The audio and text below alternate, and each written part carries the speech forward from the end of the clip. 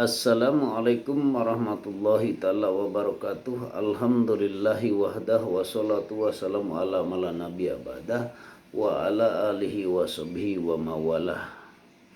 Amma ba'd, pemirsa yang dirahmati Allah dimanapun Anda berada, mungkin yang selalu sekarang menonton video saya, semoga dalam lindungan Allah subhanahu wa ta'ala, amin ya rabbal alamin. Nah, di sini saya akan sedikit membahas tentang masalah hati yang sudah mempunyai cahaya-cahaya ilahiyah atau cahaya-cahaya kepada Allah. Yang sudah bercahaya kepada Allah, yaitu di dalam hadis qudsi menjelaskan man arafa nafsahu faqad arafa rabbahu. Bila manusia yang sudah mengetahui tentang masalah rahasia Allah, rahasia dirinya akan mengenal kepada Allah. Nah, di dalam maqalah Imam Athaillah di dalam kitab Hikam, kaifa yashrafu qalbu syuwarul aqwanil mutabi'atu fi mir'atihi, kaifa yarhalu illallah wa huwa mikyalu bisyahwat. Manusia bila mana hatinya yang sudah mencorong atau sudah terang, hatinya suratul aqwan. Nah, pirang-pirang ayana bila mana sedangkan ayana manusiana suratul aqwan masih dalam keadaan di dalam batin yang ada hanya selain Allah, yang ada selain daripada Allah. Nah, manusia yang sudah di dalam hatinya sudah mempunyai cahaya-cahaya ma'rifat, yaitu manusia di dalam hatinya sudah tidak ada selain hanya Allah. Itu. Insya Allah di situ bila mana manusia selain daripada Allah, maka manusia akan datang di dalam itu cahaya-cahaya ma'rifatnya. Karena mengenal daripada perjalanan syariat, tarekat dan hakikat ma'rifatnya. Nah, sedangkan kita kalau masih di dalam hati kita masih dalam keadaan dengan keadaan yang ada selain daripada Allah, maka togut-togut urusan dunia yang ada di dalam hati kita, maka kita tidak akan bisa melihat. Cuma kelihatannya makhluknya, bahkan makhluknya yang selalu di dalam diri kita, kemakhlukan yang merasa keakuannya di dalam hati kita. Jangankan di luar diri kita ini atau diri ini, di diri kita ini pun merasa keakuan akulah yang melakukan. Nah, itu dimana bisa kita, karena kita tujuan pengen menjadi cahaya. Nah, kalau cahaya itu masih dalam kegelapan. Kegelapan yang bagaimana ya dicontohkan seperti apa? Contohnya matahari menyorot kemana? Ke bumi. Sedangkan di sana ada awan dan ada awan atau mega. Nah, itu bila mana matahari terhalang dengan mega atau awan, maka matahari itu tidak tembus untuk menyinarinya karena kegelapan. Nah, sama kita juga, kalau kita menuju kepada Allah, ruhaniyahnya kita atau hati kita masih gelap kepada Allah, maka yang ada hanya selain Allah, yang ada ayat selain daripada Allah di dalam hati itu akan gelap. Kaifa yarhalu illallah wa huwa mikyalu bisyahwat. Sedangkan rekbina bisa berangkat bagaimana kepada Allah, sedangkan kitanya selalu dibarogot atau diikat oleh tambang-tambang, diikat oleh ayana pemikiran, diikatan oleh tulul dunia, tulul amalnya, tulul. Nah, bisa ma'rifat bagaimana? Contohnya begini, orang yang bisa ngaji bagaimana datang ke tempat ngaji bagaimana, atau orang yang bagaimana bisa datang melakukan tafakur, orang melakukan ujilah, karena kitanya yang kalau secara syariat masih dalam keadaan terikat oleh dengan golongan-golongan syahwatud dunia.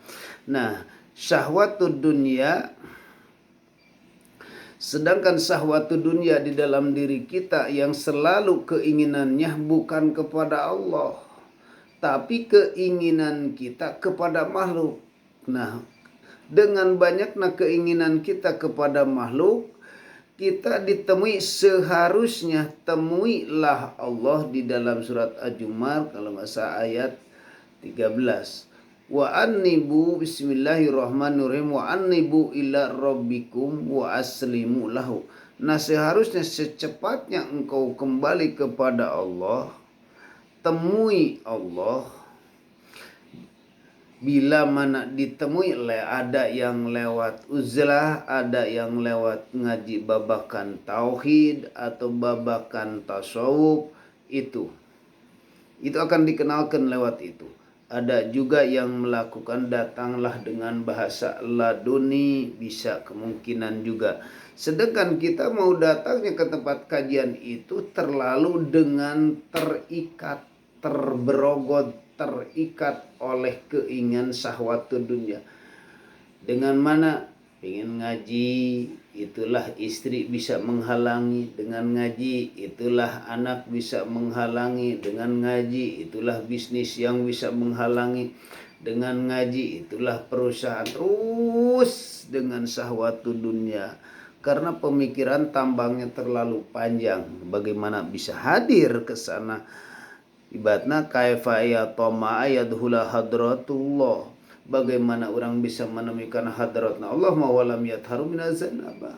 Sedangkan kalau kita rek menurut kepada Allah harus bersih dari apapun selain daripada Allah, dari dosa apapun selain daripada Allah. Nah, contohkan bila mana manusia ingin datang ke masjid, tempat suci, tempat sholat, sedangkan kita punya hadas junub, maka di situ terikatlah kita rek datang ke sana itu dengan punya hadas besar, melakukan junub, maka berhenti di situ.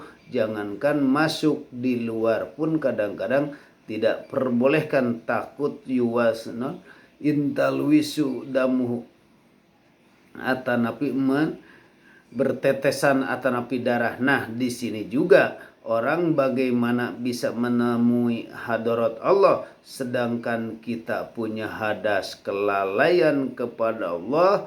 Am kaifa yarzu daqaiqul asrar wa huwa lam yatub an min hafwatihi.